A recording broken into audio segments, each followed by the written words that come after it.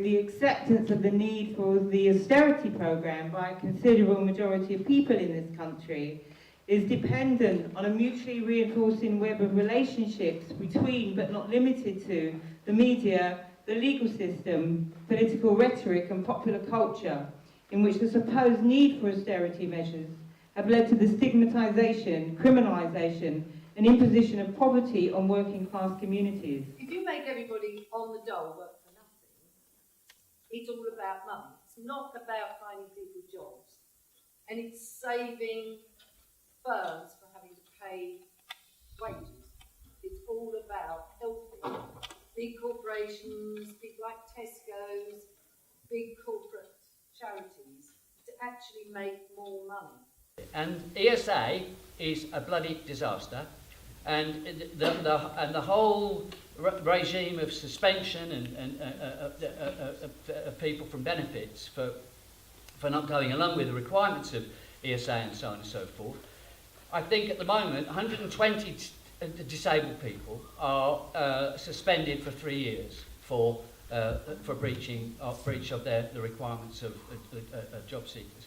People are committing suicide on a fairly regular basis. Disabled people, there's a growing number. I think by the beginning of last year, according to coroner's reports, there was research done by, I don't know, was it Daily Mail or The Sun, I can't remember, that exposed the fact that coroner's reports in 1,000 suicide cases of disabled people have referred to loss of benefit as being a contributing factor. Really here, I think it's really important to realise that the problem is not that the government is not intervening enough in financial markets. It's the opposite. It's not the opposite. It's, because this really it leaves government off the hook. The government's been much more complicit in providing the infrastructure for this to happen. And the most tragic aspect of that, of course, is all the bailouts where the cost of all this are borne by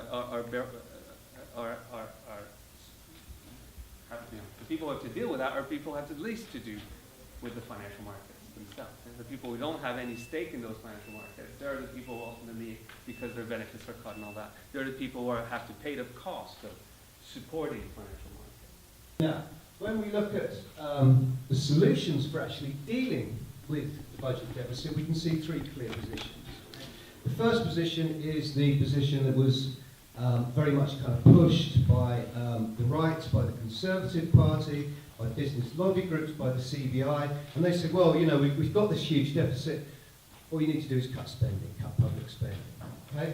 Now the second argument, and you got this from all sort of, we think of progressive groups, labour groups, the trade unions, some economists, said effectively, if you've got this shortfall between revenue and taxation, you should look to increase taxation. And some people would argue, if you're going to do this, you should actually focus on increasing progressive taxation on people who are better off, okay? Especially since there's been such a rise in inequality in wealth.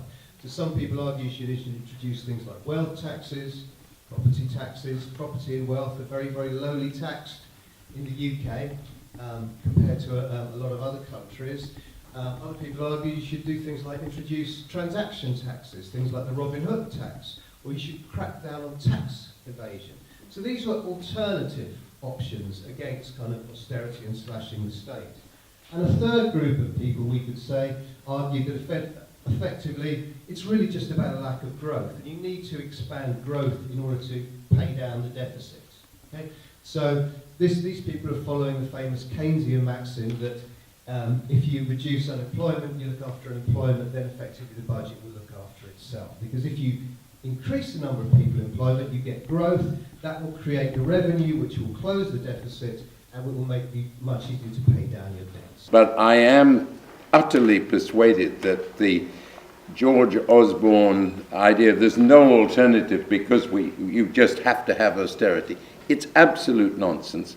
And we summarised at the beginning how Britain, and I will just summarise this, at the end of the Second World War, its debt was 3 times higher in terms of per capita income, in terms of income, than the debt had been in 2010.